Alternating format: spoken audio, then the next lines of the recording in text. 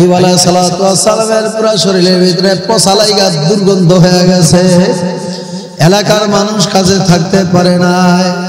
এলাকার মানুষ নিজের এলাকা ছাড়িয়ে অন্য এলাকায় চলিয়া গেছে। আইয়ুব আলাইহিস সালাতু ওয়াস সালামের একাধিক বিবিরা ছিল, একে একে সবাই তালাকনামা নিয়ে বিদায় নিয়ে চলিয়া গেল। সবাই চলিয়া যায়। ইউসুফ আলাইহিস সালাতু ওয়াস সালামের কন্যা রহিমা আইয়ুব আলাইহিস সালাতু ওয়াস সালামের পায়ের কিনারায় বসিয়া বৈশা গুনগুন করিয়া কান্দে। আইয়ুব আলাইহিস সালাতু ওয়াস সালামের খেদমত করে। আইয়ুব আলাইহিস সালাতু ওয়াস সালাম ডাক দিয়া বলে, রহিমা, সমস্ত স্ত্রীরা একে বিদায় নিয়ে চলিয়া গেছে। রহিমা, তুমিও বিদায় নিয়ে চলিয়া যাও। তুমিও তোমার কাজে তুমিও বিদায় নিয়ে চলিয়া যাও। রহিমা দুই চোখের পানি ফালাই আমার মাওলার দরবারে কান্দে আর বলে, মাহবুব গো, যদিও সমস্ত স্ত্রীরা চলিয়া যায়, আমি রহিমা কিন্তু যাব না। রহিমা আমার মাওলার দরবারে কান্দে আর বলে, মাহবুব গো, আমি আমার স্বামীর খেদমত করা একটু সুযোগ দাও। রহিমা আইয়ুব আলাইহিস সালাতু ওয়াস সালামের পায়ের কিনারায় বসিয়া বসিয়া খেদমত করে। আইয়ুব আলাইহিস সালাতু ওয়াস সালাম বলে, রহিমা, তুমিও চলিয়া যাও। রহিমা দুই চোখের পানি ফালাইয়া কান্দার বলো, আমার প্রাণের স্বামী, সমস্ত স্ত্রীরা যদিও বিদায় নিয়ে চলিয়া যায়, আমি রহিমা কিন্তু যাব না। কিয়ামতের ময়দানে যদি আমার মাওলা ডাক দিয়া বলে, রহিমা, তুমি আমার দরবারে এমন কি আমল নিয়ে আসছো? আমি বলবো, মাহবুব, এমন কোন আমল আমি করতে পারি নাই, এমন কোন নেক আমল আমি করতে পারি নাই। আমি আমার স্বামীর খেদমত করছি। এই ঢাকা মোহাম্মদপুরের বাবারা, এই পর্দালের মা, আমার বোনেরা, আজকে ঘরের ভিতরে শান্তি নাই। ছেলের অশান্তি, মেয়ের অশান্তি, স্ত্রীর অশান্তি। বাবারে গাড়ি বাড়ির অভাব নাই, টাকা পয়সা সম্পদের অভাব নাই। স্বামী স্ত্রীর খবর রাখে না, স্ত্রী স্বামীর খবর রাখে না। বাবারে সন্তান বাবার খবর রাখে না, বাবা সন্তানের খবর রাখে না। মা মেয়ের খবর রাখে না, মেয়ে মার খবর রাখে না। কথা কোন ঠিক না বা ঠিক? বাবারে দুনিয়া দুনিয়া না। আল্লাহু আকবার যখন চিরতরে চক্ষু বন্ধ কবর দিকে রানা করবা, বাবারে তোমার আমার কেউ কিন্তু আপন না।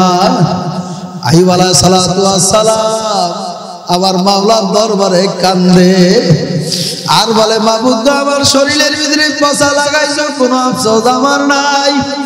আমার জবানটা ভালো, আমি যখন তোমার নামের জিকির করি, তোমার সিফাতির নাম নিয়ে যখন আমি ডাক দেই, আমি আইয়ুব আলাইহিস সালাতু ওয়াস সালামের পরাটা ঠান্ডা হয়ে যায়। আইয়ুব আলাইহিস সালাতু ওয়াস সালাম আমার মাওলার নামের গুণগান গাইতে আছে। আইয়ুব আলাইহিস সালাতু ওয়াস সালাম এত তৃপ্তি, এত মজা পায়। হঠাৎ করিয়া কয়েকদিন পরে আইয়ুব আলাইহিস সালাতু ওয়াস সালামের জিহ্বার মধ্যে পোকা লাগিয়া গেছে। পোকায় কাট কট কট করে যখন কামড় মারে, আইয়ুব আলাইহিস সালাতু ওয়াস সালাম এখন ডাক দেয়া বলে, মাহবুব গো, আমার শরীরের ভিতরে পোকা লাগাই দিছো, পচা লাগাইছো, দুর্গন্ধ হয়ে গেছে, আমার কোনো আফসোস ছিল না। আমার জবানটা ছিল ভালো, যখন তোমার নামের জিকির করতাম, আমি আইয়ুব আলাইহিস সালাতু ওয়াস সালাম এত শান্তি পাইতাম, দুনিয়ার কোন মানুষকে বুঝানো যাবে। মাহবুব, এখন আমার জিহ্বার মধ্যে পোকা লাগাইয়া দিছো, আমার জিহ্বার মধ্যে এখন পচা লাগিয়া গেছে। আমার জিহ্বার মধ্যে যখন আইলা কট কট করিয়া পোকায় কামড় মারে, আমি আর সহ্য করতে পারি না, এখন আর তোমার নাম আমি জবান দিয়া নিতে পারি না। এই ঢাকা মোহাম্মদপুরের বাবারা, পর্দালের মা, আমার বোনেরা, আমার মাওলার পরিচয় নিয়ে তারপর আমার মাওলার কবরে যাওয়া লাগবে। বাবার এরকম হাজারো ঘটনা, হাজারো ইতিহাস আমার মাওলার দুনিয়ার ভিতরে নজির দিয়া দিছে। দেখো সাহাবা একরামের দিকে তাকাও, আমার মাওলার পরিচয় পাইবা। কথা ঠিক না ব্যাঠিক? জোরে কর আল্লাহু আকবার। দুনিয়াদার পাগল আমার বাবারা, এই টাকাওয়ালা বাবারা, গাড়িওয়ালা বাবারা, পর্দালের মা, আমার মা, আমার বোনেরা, কেউ বা পর্দার ভিতরে থাইকা শান্তি পায়, কেউ বা নামাজ পড়িয়া শান্তি পায়, কেউ বা জিকির কইরা শান্তি পায়, কেউ বা তাবলীগে যায় শান্তি পায়, কেউ বা ইস্তেমার ময়দানে যায় শান্তি পায়। ঠিক না ঠিক? কেউ ভাই বরিশাল চট্টগ্রামের ময়দানে শান্তি পায়, কেউ ভাই আল্লাহু আকবার ওই চাঁদপুর উজানির ময়দানে যায় শান্তি পায়। কথা কর ঠিক না ঠিক? কেউ বা নামাজের ভিতরে জিকিরের ভিতরে এত মজা পায়, আর দুনিয়াদার পাগলরা গাড়ির ভিতরে এত মজা পাইছে, বাড়ির ভিতরে এত মজা পাইছে, আপনার ভিতরে এত মজা পাইছে, নোংরামির ভিতরে এত মজা পাইছে, গান বাজনার ভিতরে এত মজা পাইছে, এমন মজাই পাইছে এখন আমার মাওলার হুকুম মানতে আর ভালো লাগে না। বাবারে কিচ্ছু না, দুনিয়া একটা একেবারে ধোকা, একেবারে ফাঁকি। দুনিয়া কিন্তু তোমারে চায় না, তুমি কেন দুনিয়ার পিছনে দৌড়াও? বাবার একদল বান্দা বান্দি দুনিয়ার ভিতরে পাওয়া যায়, যারা আমার আল্লাহু আকবার টাকা পয়সা কামাই করার জন্য পাগল, অট্টালিকা অর্জন করার জন্য পাগল, গাড়ি বাড়ি করার জন্য পাগল।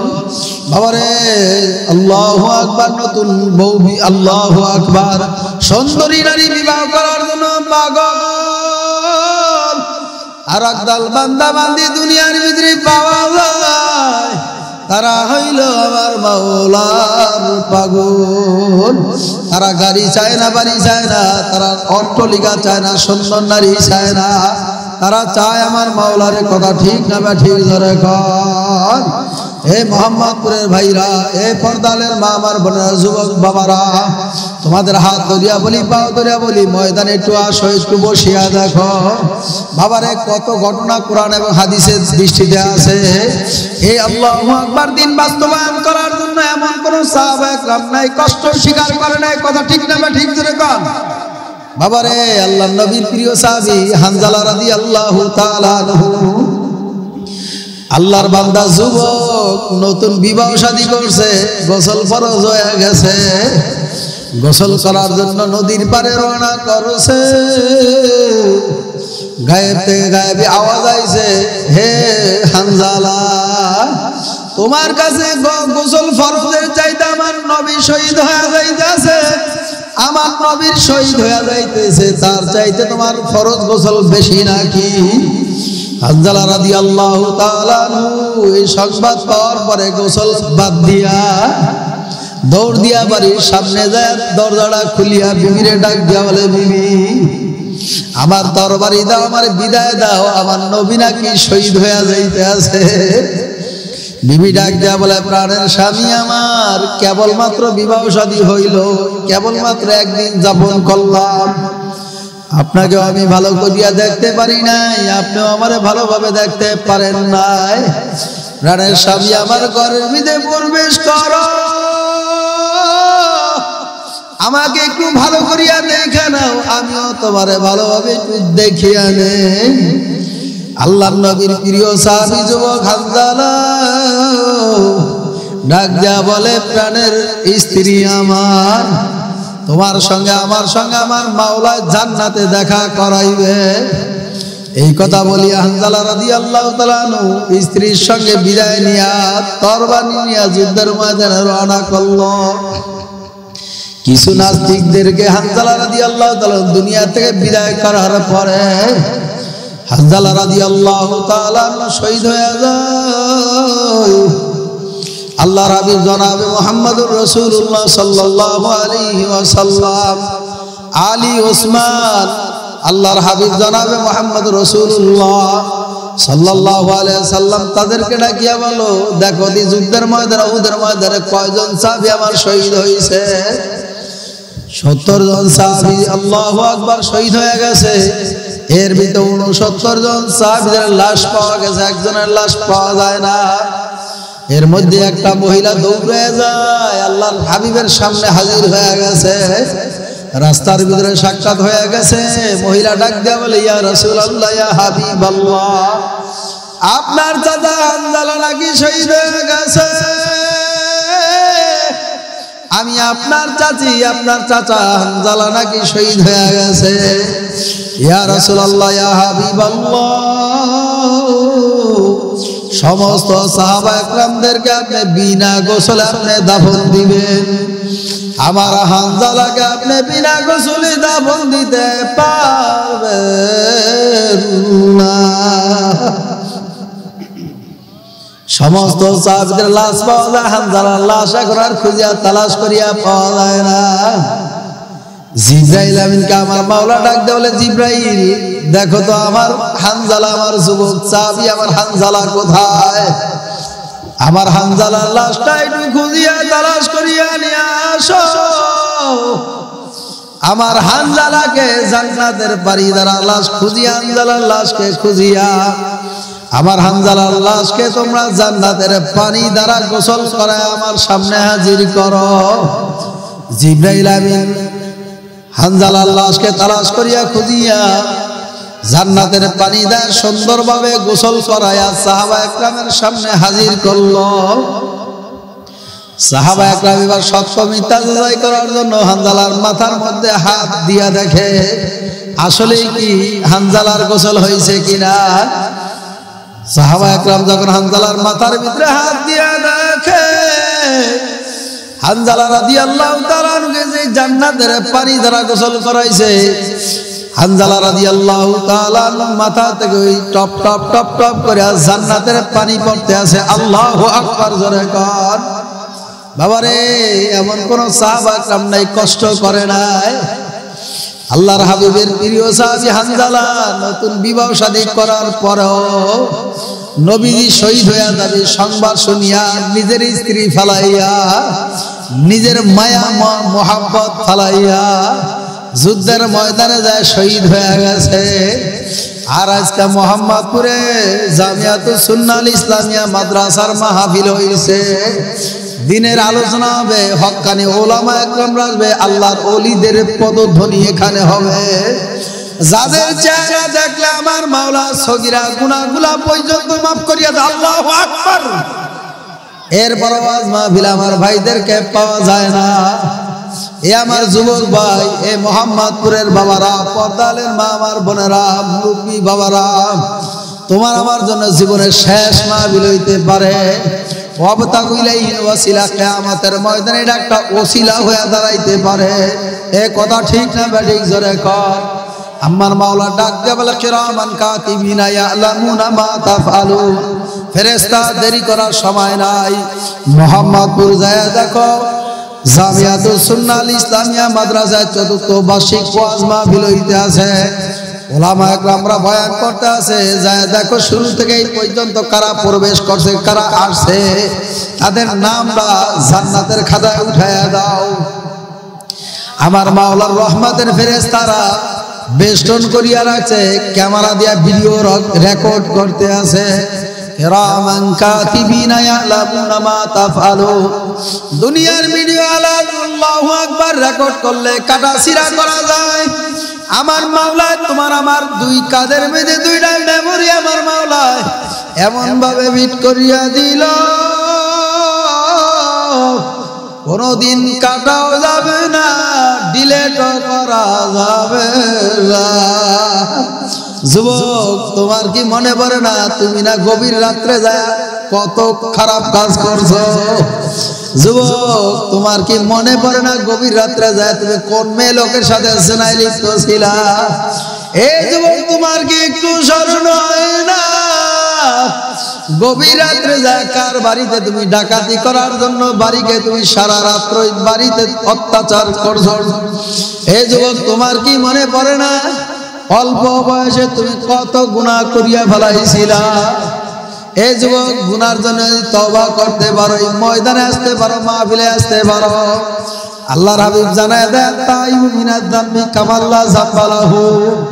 যেই বান্দা বান্দির আওয়াজ মাহফিলের ময়দানে আসবে, জিকিরের ময়দানে আইসা বলবে, এরপর গুনাহ থেকে তওবা করতে পারে, যেই বান্দা বান্দিরা আমার মাওলাকে তওবা করার মতো তওবা করতে পারবে, আল্লাহর হাবিব জানায় দেয় আত-তাইবু মিনাদ যামবি কামাল্লা যামবালাহু। একটা সন্তান যেরকম মায়ের গর্ভে থেকে ভূমিষ্ঠ হয়ে দুনিয়া আসে, তার যেরকম কোনো গুনাহ নাই, তার আমলনামায় যেরকম কোনো গুনাহ নাই, এই ময়দানে যারা আসবে, যারা তওবা করবে, এই ময়দানে যারা এসে মাপ চাইবে, দুই চোখের পানি ফালায়া আমার মাওলা দরবার বলবে, মাবুদ গো, গুনাহ করিয়া ফেলাইছি, অন্যায় করিয়া ফেলাইছি, আপনি আমারে মাফ করিয়া দেন। গলাটা টানে একটু। যদি আমার মাওলার কাছে তওবা করার মতন তওবা করতে পারো, আমার মাওলার কাছে মাফ চাওয়ার মতন মাফ চাইতে পারো, আল্লাহর হাবিব উদাহরণস্বরূপ বলে একটা গাভীর বান্ধব থেকে দুধ দহন করার পরে যেরকম ওই দুধটা আবার গাভীর বান্ধর ভিতরে ওলানের ভিতরে যেরকম আবার ঢুকানো অসম্ভব হয়ে যায়, সম্ভব না অসম্ভব, যেরকম ওই দুধ আবার গাভীর বান্ধর ভিতরে যেরকম ঢুকানো যেরকম অসম্ভব হয়ে যায়, আমার যে বান্দা বান্দিরা গুনাহ করার পরে আমার মাওলার কাছে যখন তওবা করে, আমার বান্দা বান্দিরা যখন মাপ চায়, আমার মাওলা ডাক দিয়া বলে, তোদেরকে আমি মাপ না করিয়া পারি না। আমার মাওলা রকম নেই, সব শিশুর মতো তোমার আমার মাফ করিয়া দিবে। জোরে কোন আল্লাহু আকবার। এজন্য আমি আমার বাবাদেরকে বলবো, তোমাদের জন্য কত সুন্দর আয়োজন করছে জামিয়াতুল সুন্নাহ ইসলামিয়া মাদ্রাসার মুহতামিম মাওলানা কামালউদ্দিন দামাত বারকাতুহু। এই ছাত্রদেরকে নিয়ে কত এতিম ছাত্র এই মাদ্রাসায় লেখাপড়া করে, ওস্তাদদেরকে নিয়ে আপনাদের জন্য এত সুন্দর একটা বাগান সাজাইছে। একটুই ময়দানে আসিয়া বসিয়া দেখো, একটু চোখে পানি আসে কিনা। আমার মাওলার কাছে একটু কান্দো, যদি কান্না না আসে একটু কান্নার ভাব ধরো। ইউবুকু ফাইল্লান তাবকু ফাতাবাকু। হে আমার উম্মতেরা, ঘর পুড়িয়া গেলে চোখে পানি আসে, বিল্ডিং এ আগুন লাগিয়া গেলে পানি আসে, ব্যবসায় লস হয়ে গেলে পানি আসে, মা মারা গেলে চোখে পানি আসে, ছেলে মারা গেলে চোখে পানি আসে, মেয়ে মারা গেলে চোখে পানি আসে, বন্ধু মারা গেলে চোখে পানি আসে। আর তোমার আমার জন্য যে জাহান্নামের আগুন জ্বলিয়া রইছে, তোমার আমার চোখের পানি যারা বুঝি ঠান্ডা হবে। হে আল্লাহর বান্দারা, পর্দালের মা আমার বোনেরা, কেমনে বুঝাবো, কিভাবে বুঝাবো? যদি না বোঝো হাজারো বার বুঝাবো। বাবার এরপর গুনার কাজ করিও না। যদি গুনাহ করো তুমি আযাব সহ্য করতে পারবা না, একটু পরীক্ষা করিয়া দেখো। আমাদের থেকে 9,30,00,000 মাইল দূর সূর্য, এই সূর্য যখন রোদ দেয়, তাপ দেয়, গরম দেয়, বাবারে কেউ সহ্য করতে পারি না। এ আল্লাহর বান্দারা, পর্দালের মা আমার বোনেরা, যখন আমার মাওলাই 12টা সূর্য যখন কিয়ামতের ময়দানে তোমার আমার মাথার সোয়াব মাথার উপরে, যখন এই 12টা সূর্য তোমার আমার মাথার উপরে যখন উৎপুত করিয়া ছাড়িয়া দিবে, এই সূর্যের গরমে মাথার মজক গুলা ভাতের মতন টকবক টকবক করিয়া উঠলাইতে থাকবে। বাবারে কেমনে সহ্য করবি? দুনিয়ার আগুনে হাত লাগলে হাত পুড়িয়া যায়, পাও লাগলে পা পুড়িয়া যায়, শরীরে কোনো অঙ্গে লাগলে অঙ্গ পুড়িয়া যায়। একটা মোমবাতি জ্বালাইয়া একটু পরীক্ষা নিরীক্ষা করিয়া দেখো, সহ্য করতে পারি না।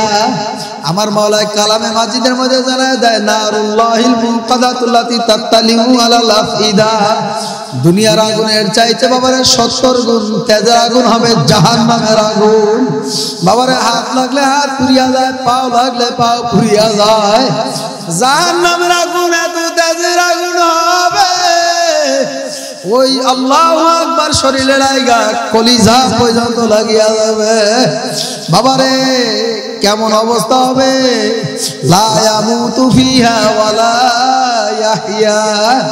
আমার মাওলা ডাক দিয়া বলবে, যুবক কিয়ামতের ময়দানে এমন অবস্থা হবে, মরবাও না বাঁচবাও না। আখারে কেমন অবস্থা হবে। দুনিয়ার জমিনে বাবারে বিপদে পড়লে বন্ধু দৌড়ে আসে, দুনিয়ার জমিনে সন্তান বিপদে পড়লে বাবা সঙ্গে সঙ্গে দৌড়ে আসে। দুনিয়ায় সন্তান বিপদে পড়লে বাবা না থাকলে মাও সন্তানের কাছে দৌড়ে আসে। বাবারে কত ভাবে আল্লাহু আকবার সুপারিশ করার জন্য আসে। বাবারে টাকা পয়সা হইলো তোমাকে আমাকে জেল থেকে হাজত থেকে তোমার আমার জামিন দিয়ে আনে। আর ওই কবর 3.5 ঘর, অন্ধকারের ঘর, পোকামাকড়ের ঘর, সাপ বিছুর ঘর।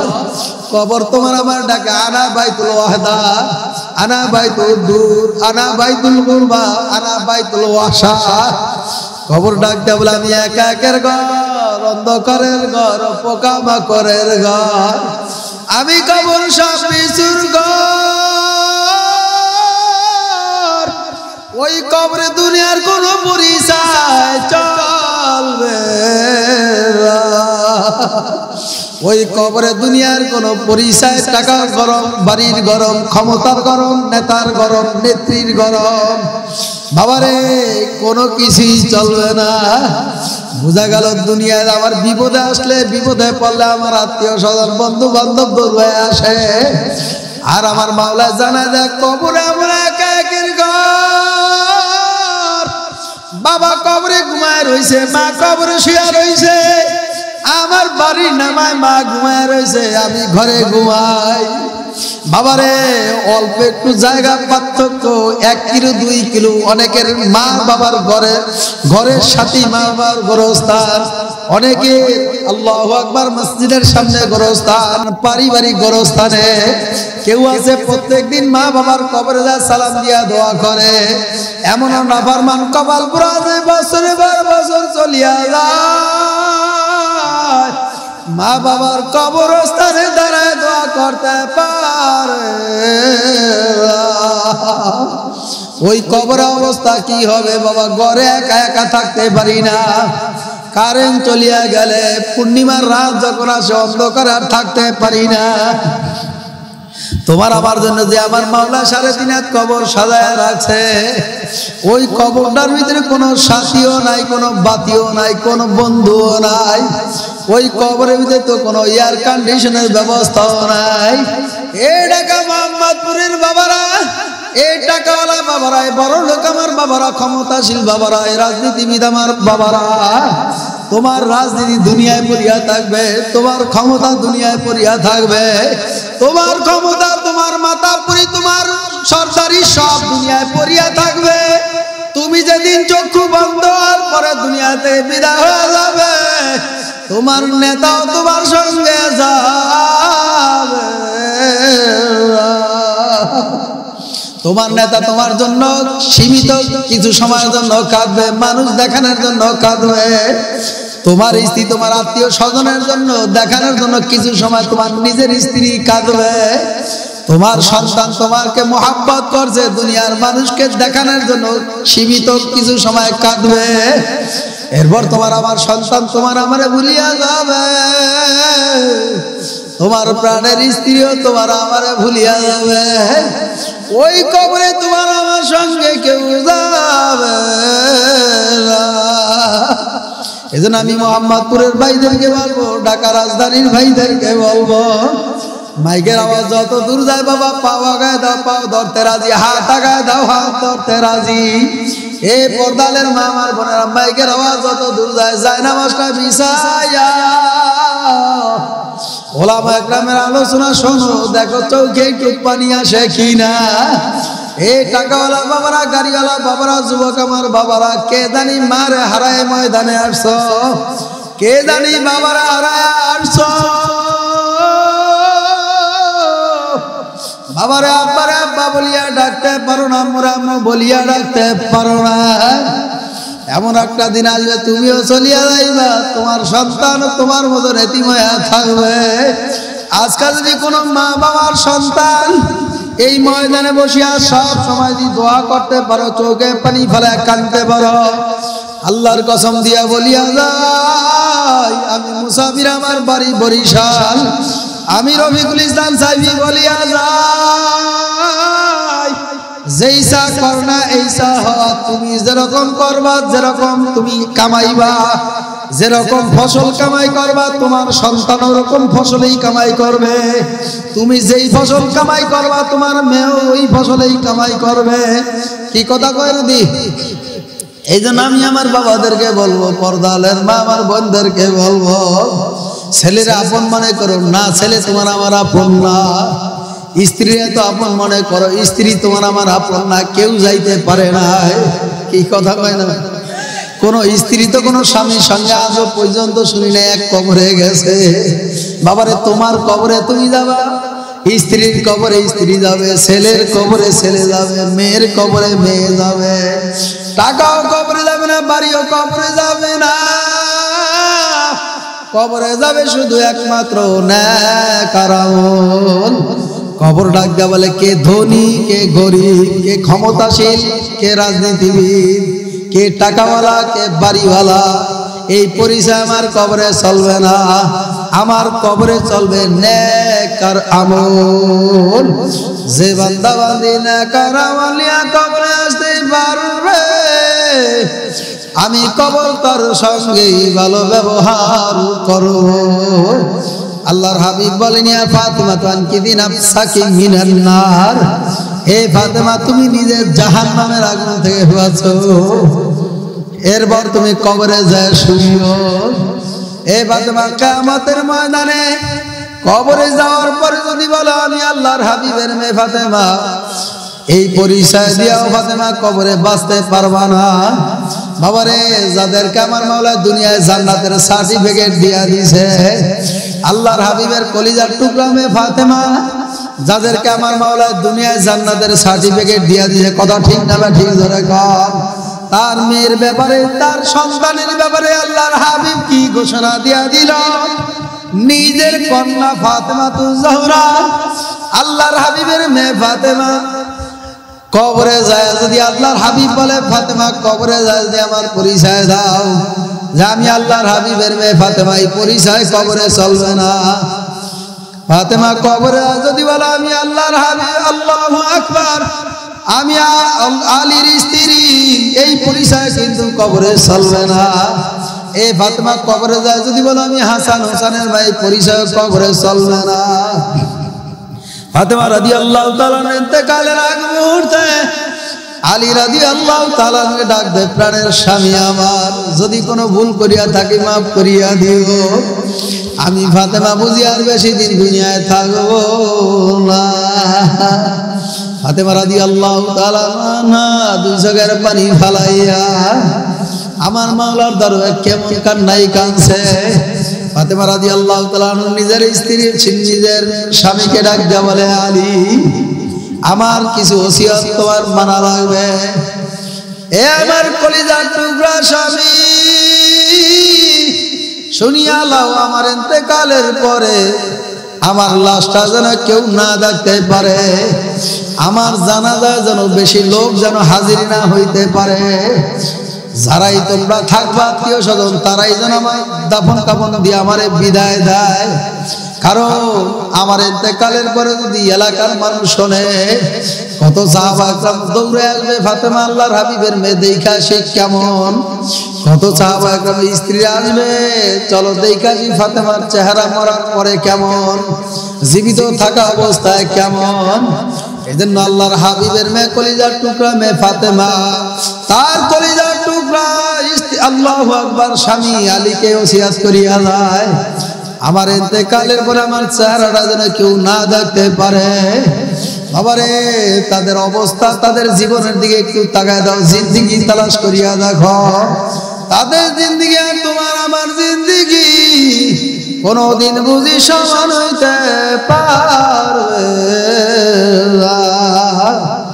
এরপর আল্লাহর হাবিবের মেয়ে কলিজার টুকরা ফাতেমা রাদিয়াল্লাহু তাআলা আনহা ডাক দেয়া বলে, আমার কলিজার টুকরা স্বামী,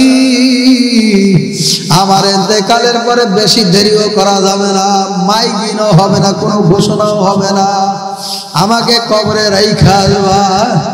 এরপরে আল্লাহর হাবিবের কলিজার টুকরা মেয়ে ইন্তেকালের পরে এখন কে কবর খনন করবে? এরকম লোক, এরকম আল্লাহওয়ালাও পাওয়া যায় না। আলী রাদিয়াল্লাহু তাআলা পেরেশানি পড়ে গেল, আমার স্ত্রী আমার ফাতেমার কবর কে খনন করবে? এর মধ্যে আবু যার গিফারি রাদিয়াল্লাহু তাআলা আল্লাহর হাবিবের আল্লাহু আকবার আলীর সঙ্গে সাক্ষাৎ হয়ে গেছে। ডাক দিয়া বলে, আবু যার গিফারি, আমার ফাতেমার কবর কে খনন করবে? আবু যার গিফারি রাদিয়াল্লাহু তাআলা ডাক দিয়া বলে, আমি করব। আবু যার গিফারি রাদিয়াল্লাহু তাআলা কবর খনন করা শেষ, কমপ্লিট হয়ে গেছে। ফাতেমার কবর, আল্লাহু আকবার, ফাতেমাকে যখন কবরে রাখবে, অটোমেটিক কবরের মাটির জবান খুলিয়া গেল। ডাক দেয়া বলে, আবু যার গিফারি, আমার কবরে কে ফাতেমা, কে হাসান হুসাইনের মা, কে আল্লাহর হাবিবের মেয়ে ফাতেমা, এই পরিচয় আমার কবরে চলবে না।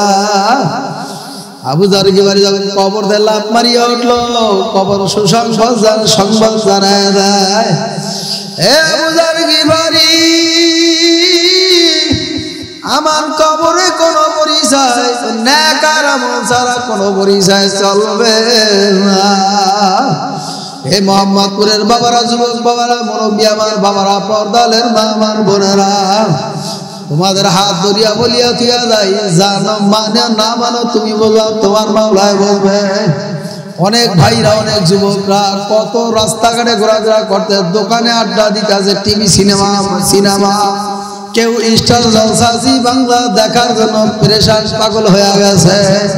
বাবারে মাইকের আওয়াজ যায়, কারণে তাদের ডিস্টার্ব হয়ে যায়। তাদের গ্লাস ঘুরি লাগা, থাই গ্লাস লাগাইয়া, এরপর স্টার জলসা জি বাংলা এই মোহাম্মদপুর ঢাকা রাজধানীতে দেখে কি দেখে না এমন মুসলমান আছে না নাই? এই জোরে কোন আছে না নাই? এজন্য আমি আমার বাবাদেরকে বলবো, পর্দারের মা আমার বোনদেরকে বলবো, আমরা কোনোদিন আল্লাহর কাছে দোয়াও করি না, মাবুদ গো আমার একটা নেককার সন্তান দাও, আমার ঘরে একজন আলেম বানাও, আমার ঘরে একটা নেককার, আমার একটা মেয়ে সন্তান, কন্যা সন্তান দান করো। কারণ আলেম তো বানাইতে চাই না, বরঞ্চ আলেমের বিরোধিতা করতে ভুল করি না। কি কথা কয় না? কথা কয় না রে? আপনাদের এই মোহাম্মদপুরে নাই আলেমদের বিরোধিতা কেউ করে না? আলহামদুলিল্লাহ, সবাই মহব্বত করে করে যুবকরা করে। বাবা রে, তোমার হাত ধরিয়া বলিয়া থিয়া যায়, আলেম ছাড়া তোমার বিবাহ কেউ পড়ায় নাই। চাইতে চাও যদি তোমার সন্তানটাকে আল্লামা আহমদ শফির মতন রহমাতুল্লাহ আলাইহির মতো বানাইতে চাও, তোমার সন্তানরা যদি আল্লামা জুনায়েদ বাবুল নগরী রহমাতুল্লাহ আলাইহির মতো বানাইতে চাও, মা তোমার কানের ভিতরে এই আওয়াজ যদি যায় থাকে, তাহলে আজ থেকে তওবা করার কোনোদিন স্টার জলসা জি বাংলা দেখবো না। রাজি আছি না ইনশাআল্লাহ? এখানে যারা আছি ইনশাআল্লাহ তওবা করতে পারবো তো ইনশাআল্লাহ? আমার জীবন যাইতে রাজি, আমার ঘরে নগ্ন সিনেমা থাকবে, জোরে বলেন থাকবে। যেই সিনেমা ঘরের মধ্যে যেই ছবি দেখলো ফেরেশতা, রহমতের ফেরেশতা ভয় পায় ঘর থেকে বের হয়ে যায়, নাউজুবিল্লাহি মিন যালিক। যেই ফেরেশতারা রহমতের জন্য দোয়া করতে থাকে 24 ঘন্টা, কথা কয় না? কোন পুরুষ মহিলার ছবিও যদি ঘরে টানানো থাকে, ওই ঘরের ভিতরে রহমতের ফেরেশতা প্রবেশ, জোরে বলেন, করবে। তাহলে আপনি কি রহমত পাইবেন আর কি শান্তি পাইবেন? আর বলে হুজুর এমন বিপদে আসি, ঘরে শান্তি নয় হুজুর, টাকা পয়সার তো অভাব নাই, গাড়িরও অভাব নাই হুজুর, এখন একটারই অভাব, সে শুধু শান্তি। নামাজ টামাজ পড়ে নিবি বিষয়, হুজুর কি বলবো, আমি নিজেই তো নামাজ পড়ি না, স্ত্রী আবার কেমনি পড়বো? বাবা করছো কি? শান্তি কোথায় আসবে? আমাদের তো সালাম কালামও নাই। স্ত্রীর সালাম দিলে যদি স্বামী যদি ছোট হয়ে যায়, স্ত্রীর স্বামী সালাম দেয় না। স্বামীর সামনে আমরা দেখতাম যে আমার মা বাবার কথা শুনতাম, দাদা দাদির কথা শুনতাম, যে তাদের ভিতরে প্রতিযোগিতা লাইগা থাকতো কার আগে কে সালাম দিবে, কে কথা কয় না। তো আমরা যদি আজকে শুধু একটা আমল নিয়ে যাইতে পারি, মনে হয় আল্লাহ পাক আজকের এই মাহফিল সফল করুন ইনশাআল্লাহ। জোরে বলেন। তাহলে আজ থেকে ইনশাআল্লাহ একটা আমল করব, সেই আমলটা হলো আমি আমার স্ত্রীর আগে সালাম দিব। কত ভয় পাইছেন বুঝি? বড় একটা বিশাল বড় একটা কষ্টের কাজ।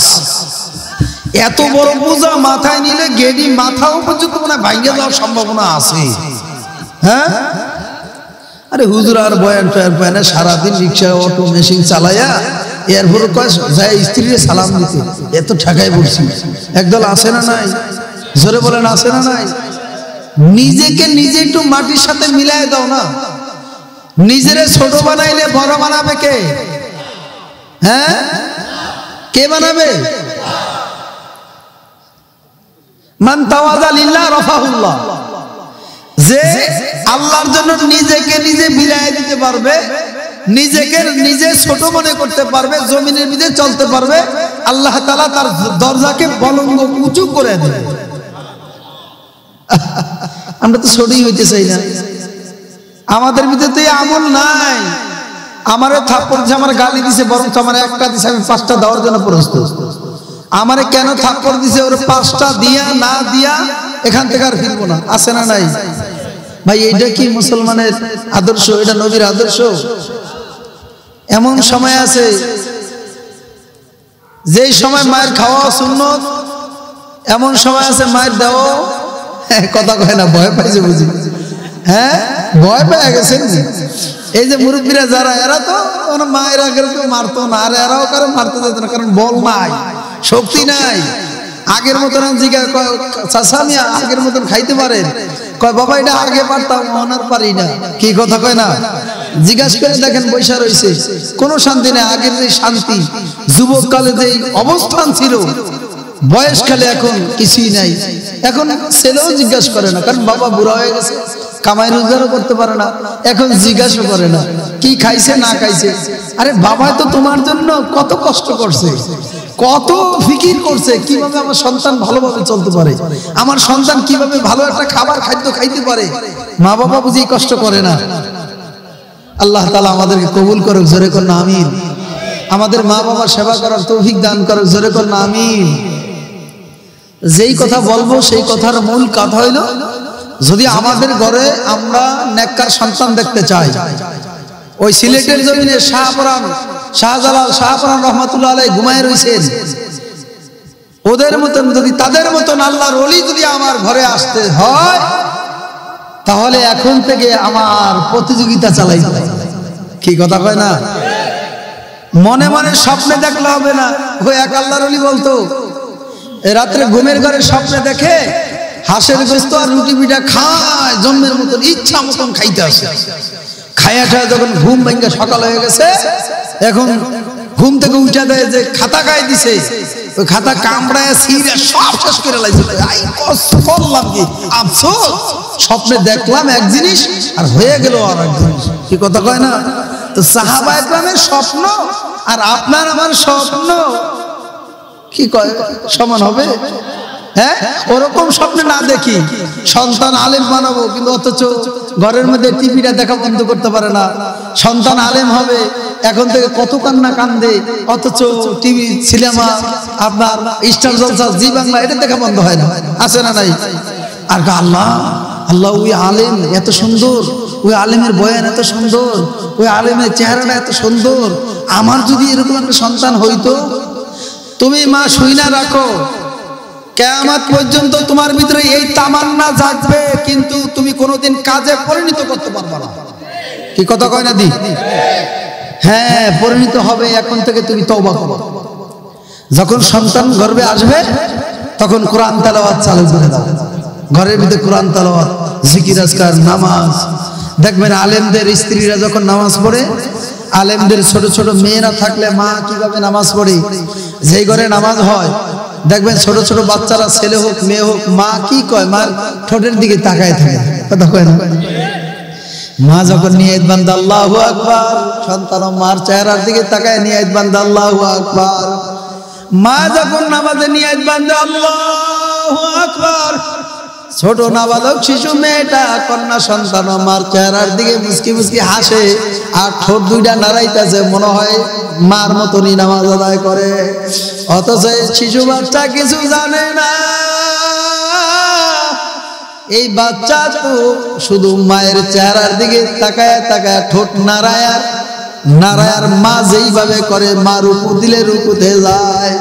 কি কথা কয় না বাবা, তুমি যে সিনেমা দেখো, টেলিভিশন দেখো, স্টার জলসা, জি বাংলা দেখো, তোমার দেখা দেখিও ছোট বাচ্চারা স্টার জলসা জি বাংলা দিয়ে তাকায় থাকে। কথা কয় না, সত্য না মিথ্যা? যে ইচ্ছা করে না ইচ্ছা যেরকম করবা তেরমই ফল পাইবা, তেমনই ফল পাইবা, কোনো সন্দেহ নাই। কথা কয় না? এই জন্য আমি যদি আমার ঘরে একটা সন্তান বানাইতে চাই, তাহলে ওই হযরত খাজা মঈনুদ্দিন চিশতি রহমাতুল্লাহ আলাইহির মা সব সময় দোয়া করতেন। সব সময় যখন খাজা মঈনুদ্দিন পেটে আসছে তখন থেকেই আলহামদুলিল্লাহ জায়নামাজ বিছায় কান্নার রোল শুরু হয়ে গেছে। সব সময় কাঁদতো, মাবুদ গো আমার ঘরে যে সন্তান দিছো তোমার ওলি না বানায়া দুনিয়ায় পাঠায়ও না। খাজা মঈনুদ্দিন চিশতির মা এমন ভাবে আমার মাওলার কাছে তওবা করছে, এমন ভাবে জায়নামাজ বিছায় কান্নাকাটি করছে, খাজা মঈনুদ্দিনের মার দোয়া আমার মাওলা কবুল কইরা ফেলাইছে।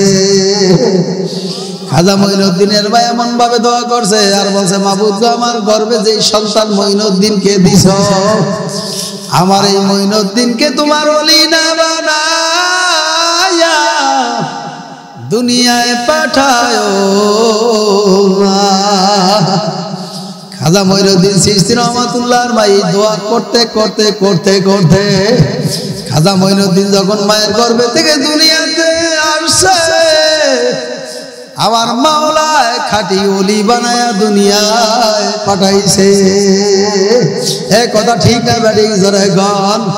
খাজা মঈনুদ্দিন চিশতি যখন দুনিয়ায় আসলো, যখন বুঝের হয়ে গেল, অল্প বয়স খাজা মঈনুদ্দিন চিশতি বাবারে দিনের দাওয়াত নিয়ে চলিয়া গেছে। খাজা মঈনুদ্দিন চিশতি বাবারে এক দাওয়াতে 90 থেকে 96 লক্ষ বিধর্মীকে এক দাওয়াতে মুসলমান বানায় ফেলাইছে। সুবহানাল্লাহ বুঝি বাড়িতে যায় বলবেন? নারায়ে তাকবীর, প্রধান অতিথির আগমন, প্রধান বক্তার আগমন, নারায়ে তাকবীর, আল্লামা মুফতি আব্দুর রাজ্জাক কাসেমী সাহেবের আগমন, শুভেচ্ছা স্বাগতম। আজকের মাহফিল সফল হোক, সফল হোক, কবুল হোক, কবুল হোক। নারায়ে তাকবীর।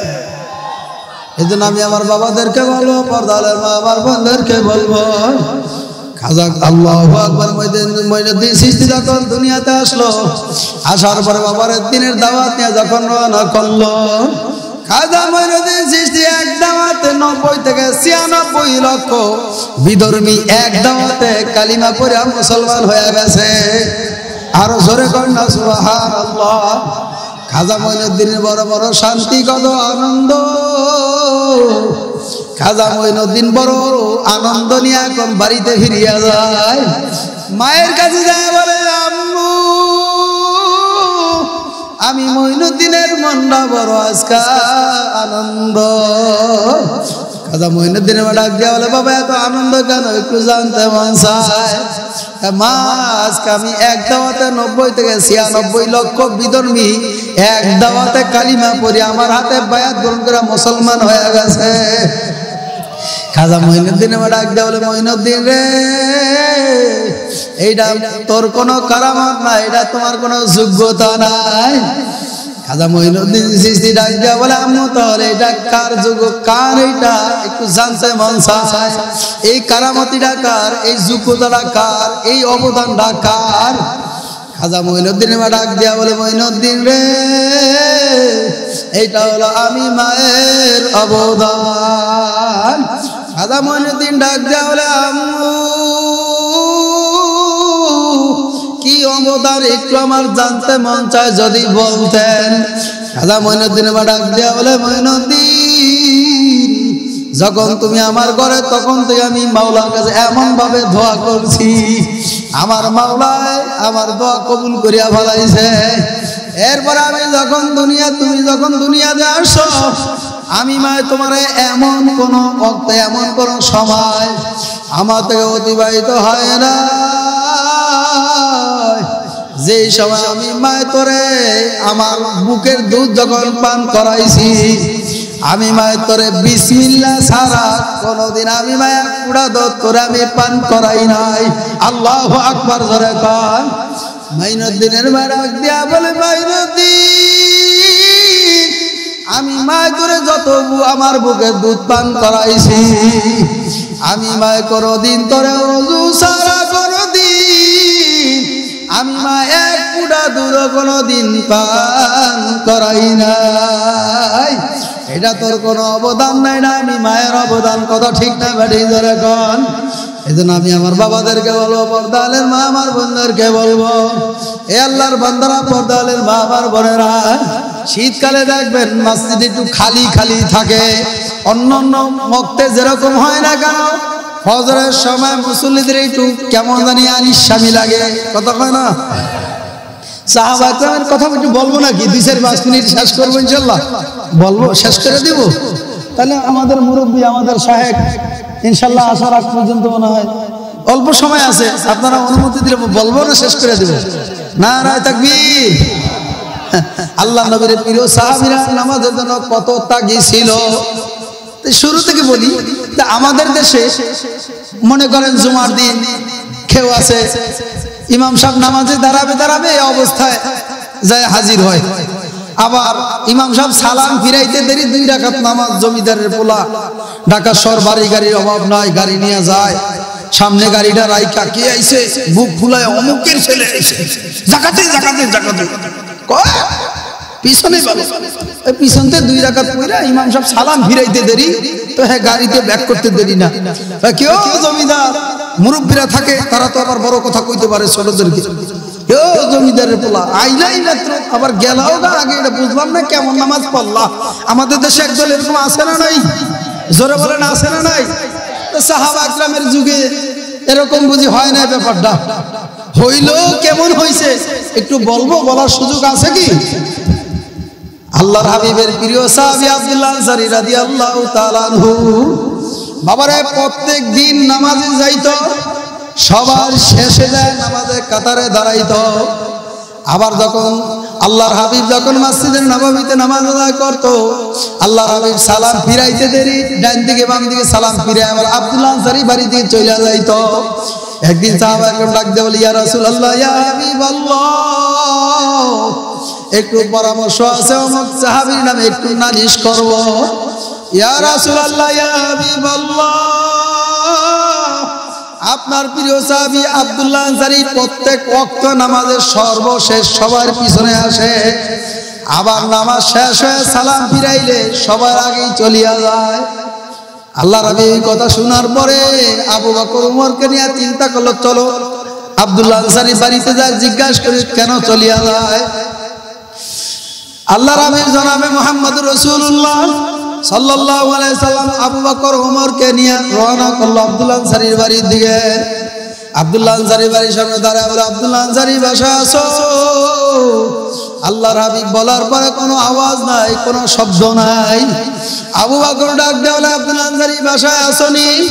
কোনো শব্দ নাই। তৃতীয়বার যখন ওসমান গনি ডাক দিয়ে বলে, আব্দুল্লাহ আনসারী বাসায় আসো কিনা?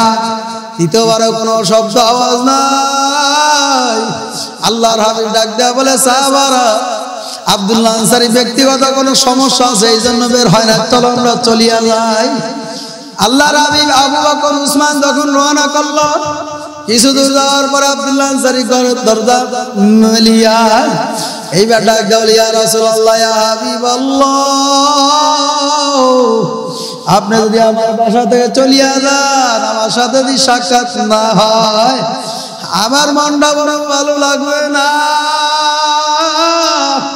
ইয়া রাসূলুল্লাহ ইয়া হাবিবাল্লাহ আপনি আমার বাসায় আসেন, ঘরে প্রবেশ করেন। এই কথা বলার পর আল্লাহর হাবিব বাড়িতে আব্দুল্লাহ আনসারীর বাসায় প্রবেশ করলো। আল্লাহর হাবিব ডাক দেয়া বলে, আব্দুল্লাহ আনসারী রে, প্রত্যেক ওয়াক্তে তুমি নামাজে যাও, সবার শেষে আসো আবার সবার আগে।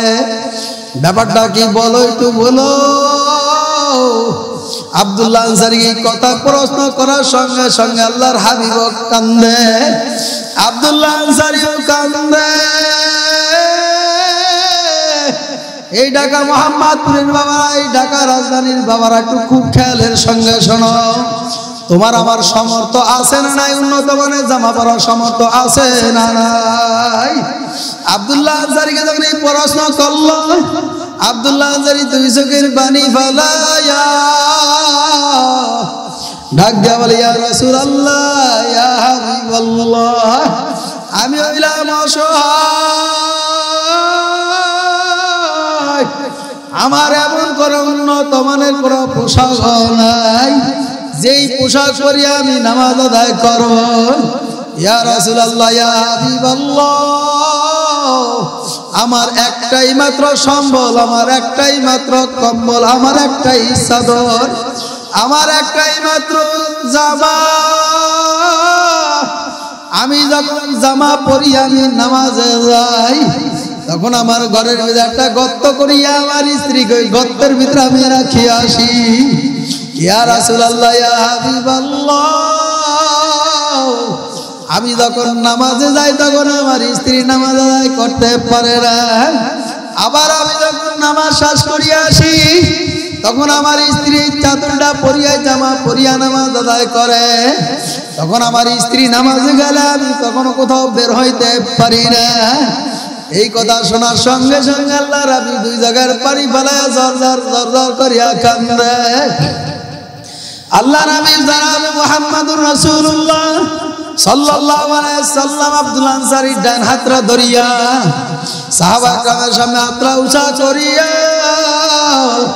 ডাক দেয়া বলে, সাহাবারা, দুনিয়ায় যদি কোনো জান্নাতি লোক দেখতে চাও, তোমরা কি দুনিয়ায় কোনো জান্নাতি লোক দেখতে চাও?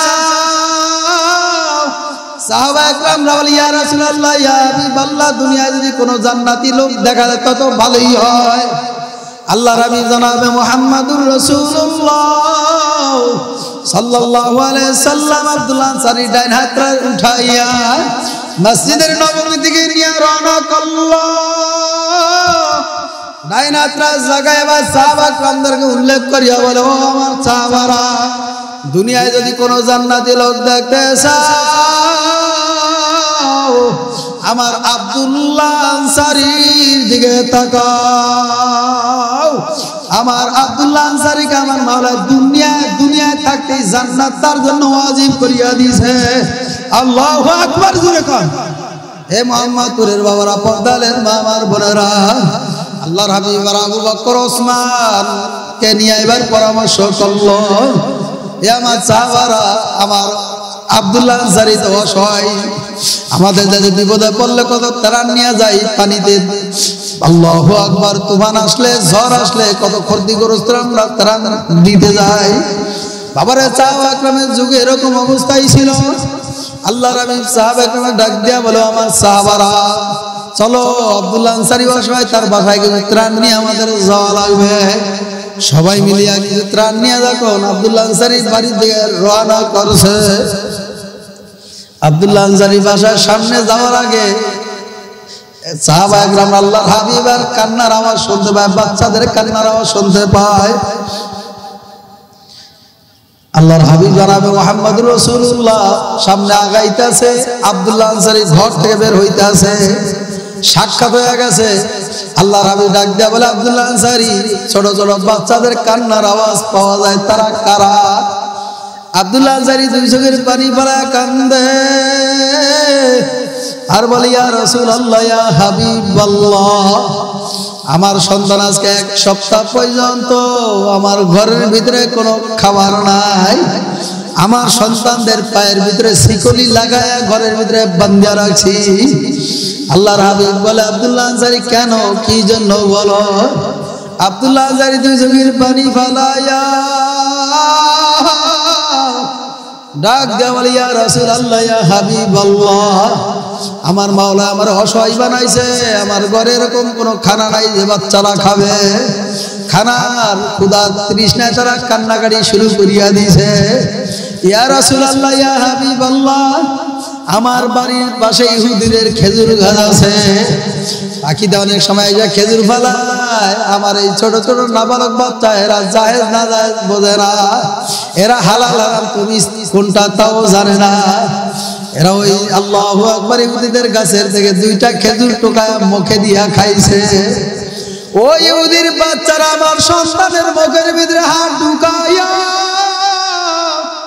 আমার সন্তানদের মুখের থেকে খেজুর বার করিয়া ছিনাইয়া নিয়ে আসছে ইয়া রাসূলুল্লাহ ইয়া হাবিবাল্লাহ আমার সন্তানরা পেটে ক্ষুধার তৃষ্ণায় কান্দে আল্লাহর হাবিব পরামর্শ করলো সাহাবা کرامরা তোমাদের দেখে আসো আব্দুল্লাহ আনসারীর জন্য দুইটা খেজুর গাছ ক্রয় করিয়া দিতে পারবা ওসমান গনি রাদিয়াল্লাহু তাআলা দাঁড়ায় বলে ইয়া রাসূলুল্লাহ ইয়া হাবিবাল্লাহ আব্দুল্লাহ আনসারীর জন্য দুইটা খেজুর গাছ ক্রয় করতে যত টাকা পয়সা যত সম্পদ যত অর্থ লাগবে আমি ওসমান গনি দিয়া দিব জোরে কর আল্লাহু আকবার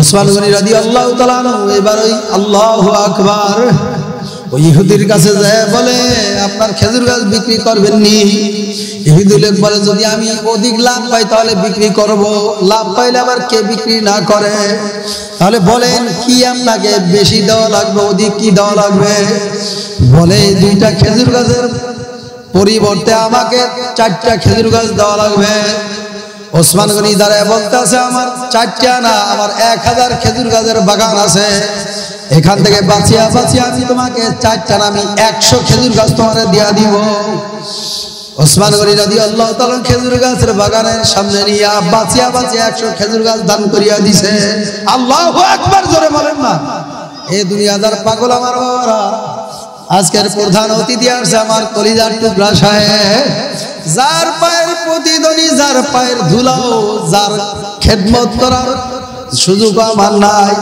যার খেদমত করার যোগ্যতাও আমার নাই এজন্য আমি আমার বাবাদেরকে বলবো পর্দালের মা আমার বোনদেরকে বলবো পাগল হও তো আমার মাওলার পাগল হও ও সাহাবায়ে কেরামের জিন্দেগি ব্যাপারে তালাশ করিয়া দেখো তারা তারপর নামাজ কামাই দেয় না তারপর তারা নামাজ ছাড়ে না আজকে এই ঢাকা রাজধানী মোহাম্মদপুর থেকে এমন ভাবে ওয়াদা করব আজ থেকে আমার জীবন থেকে যেন এক ওয়াক্ত নামাজ যেন কাজা না যায়